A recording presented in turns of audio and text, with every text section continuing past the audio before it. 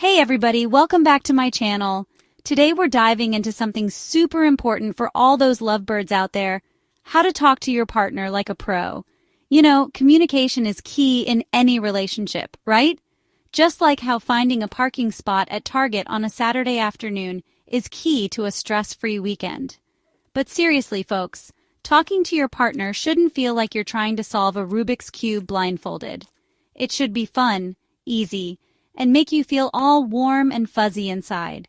So whether you've been together for 5 months or 50 years, these tips are going to help you build a rock-solid foundation for a happy, healthy relationship.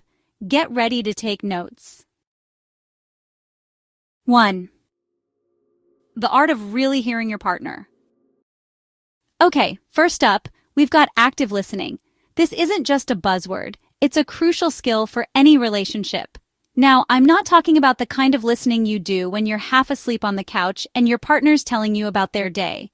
You know, the kind where you're nodding along but not really absorbing anything.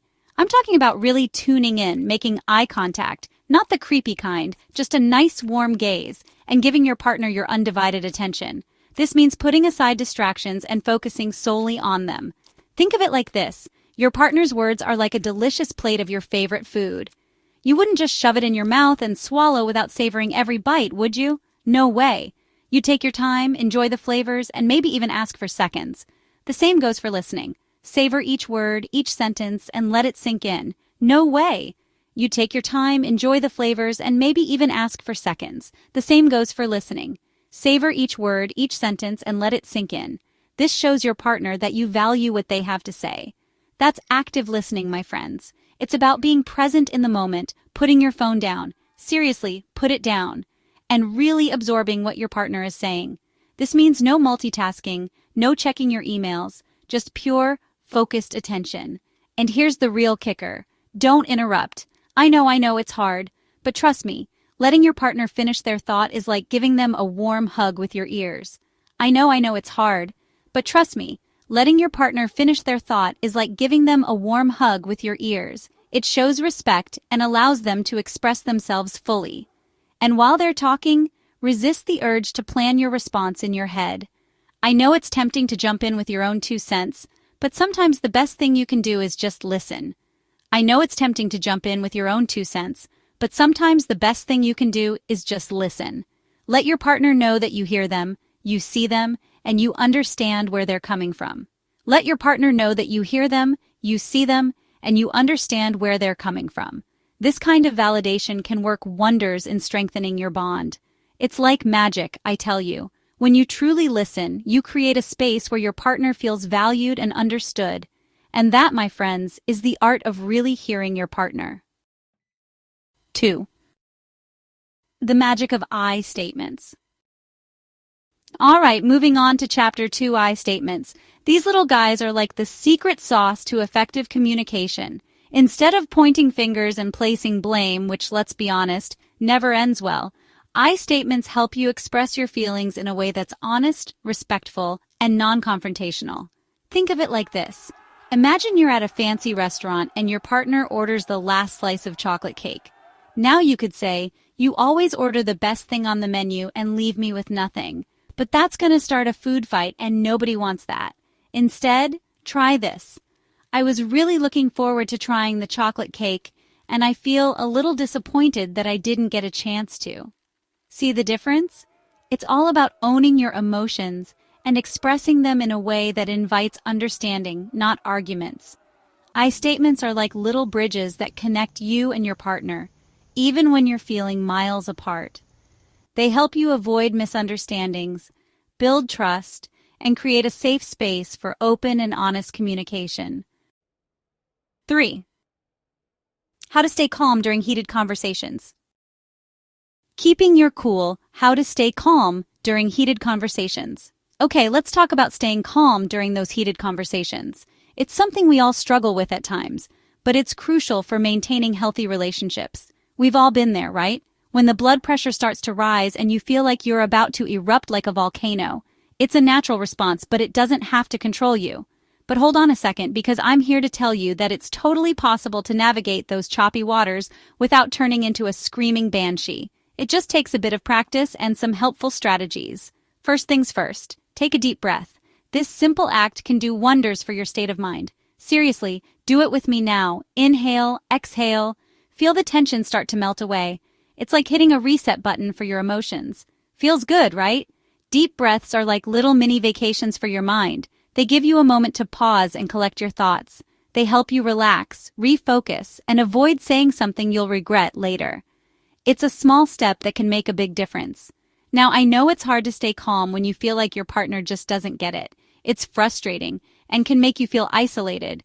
But remember, yelling and screaming is like trying to put out a fire with gasoline. It just makes things worse. It escalates the situation and makes resolution even harder. Instead, try to approach the conversation with a calm and understanding tone. Speak softly and listen actively. Think of it like this.